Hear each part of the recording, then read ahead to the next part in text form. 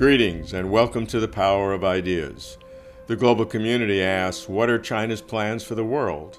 The global media wonders, what is President Xi Jinping's global vision? There is much speculation and also concern. Understandably so, as China's strength continues to grow, economically, geopolitically, and militarily. However, there is now less need to speculate. President Xi just announced the Global Governance Initiative, which specifies China's plans for the world and his global vision. To work with all countries for a more just and equitable global governance system and to advance toward a community with a shared future for humanity. The latter has been President Xi's overarching guidance for China's foreign affairs, and here he unites it directly with the new Global Governance Initiative. This means that the GGI takes on special significance, and all who want to understand China must understand the GGI. President Xi lists 5 principles. Let's see what they mean. First, sovereign equality, meaning that all countries, regardless of size or power, are equal participants in global governance. This immediately spotlights China's strategy for the entire GGI. Promoting greater democracy in international relations, China aims to enhance the voice and representation of developing countries. Second, abide by the international rule of law, applied equally and uniformly. I see 2 implications here. A resonance with President Xi's long and continuing call for comprehensively governing China itself according to law, and a claimed contrast with unnamed countries that might apply, quote, double standards, unquote, and seek to impose, quote, house rules, unquote, upon others.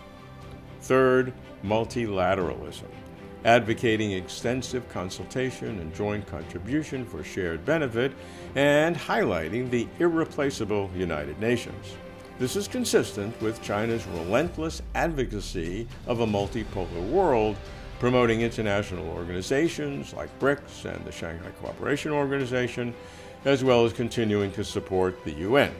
Collectively, these multinational organizations work to increase the influence of developing countries, China playing the lead role, and to dilute the power of developed countries led by the United States. Fourth, the people-centered approach, making people the beneficiaries of global governance. For example, narrowing the North-South wealth gap. China is advocating internationally what it is applying domestically. This resonates with what President Xi told me personally in 2006 when he was party secretary of Zhejiang province. He said, "People, not material, are what we focus on." Fifth, taking real action. Get results that have visible outcomes. This resonates with President Xi's well-known opposition to formalisms and bureaucracies. Again, President Xi to me in 2006, leaders are responsible to be decisive and action-oriented. The Global Governance Initiative now completes the set of China's 4 global initiatives that collectively and transparently state, without ambiguity, the nation's intent for engaging the world. The Global Development Initiative on cooperative economic projects, the Global Security Initiative on dialogue for discord and conflict, and the Global Civilization Initiative, exchanges and mutual learning among civilizations. But it is the Global Governance Initiative that most clearly states how China believes our turbulent world should be run and how China sees its role in doing so.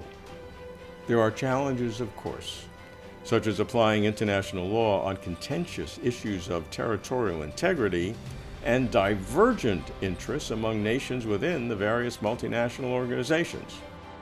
Now, to those abroad who are concerned about China's growing economic power, military modernization and buildup, and geopolitical activism, consider China's global initiatives, especially the Global Governance Initiative. Actions, of course, speak louder than words.